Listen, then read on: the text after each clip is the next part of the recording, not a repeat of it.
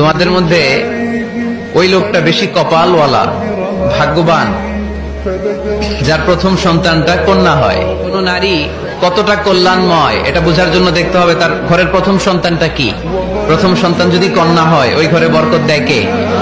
তোমাদের মধ্যে ওই লোকটা বেশি কপালওয়ালা, ভাগ্যবান, যার প্রথম সন্তানটা কন্যা হয়। কোন নারী কতটা কল্যাণময় এটা বোঝার জন্য দেখতে হবে তার ঘরের প্রথম সন্তানটা কি। প্রথম সন্তান যদি কন্যা হয়, ওই ঘরে বরকত দেয় কে? তোমাদের মধ্যে ওই লোকটা বেশি কপালওয়ালা, ভাগ্যবান, যার প্রথম সন্তানটা কন্যা হয়। কোন নারী কতটা কল্যাণময় এটা বোঝার জন্য দেখতে হবে তার ঘরের প্রথম সন্তানটা কি। প্রথম সন্তান যদি কন্যা হয়, ওই ঘরে বরকত দেয় কে? তোমাদের মধ্যে ওই লোকটা বেশি কপালওয়ালা, ভাগ্যবান, যার প্রথম সন্তানটা কন্যা হয়। কোন নারী কতটা কল্যাণময় এটা বোঝার জন্য দেখতে হবে তার ঘরের প্রথম সন্তানটা কি। প্রথম সন্তান যদি কন্যা হয়, ওই ঘরে বরকত দেয় কে?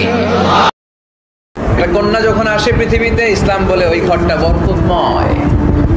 এরপর যখন বড় হতে শুরু করে, ইসলাম বলে বাবা যদি এই মেয়েকে ভালো পাত্রের হাতে তুলে দেয়, বাবার জন্য জান্নাতের দরজাকে খুলে দেয় কে?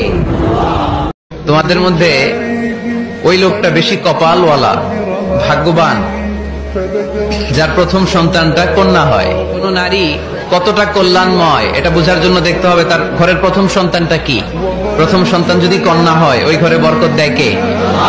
তোমাদের মধ্যে ওই লোকটা বেশি কপালওয়ালা, ভাগ্যবান, যার প্রথম সন্তানটা কন্যা হয়। কোন নারী কতটা কল্যাণময় এটা বোঝার জন্য দেখতে হবে তার ঘরের প্রথম সন্তানটা কি।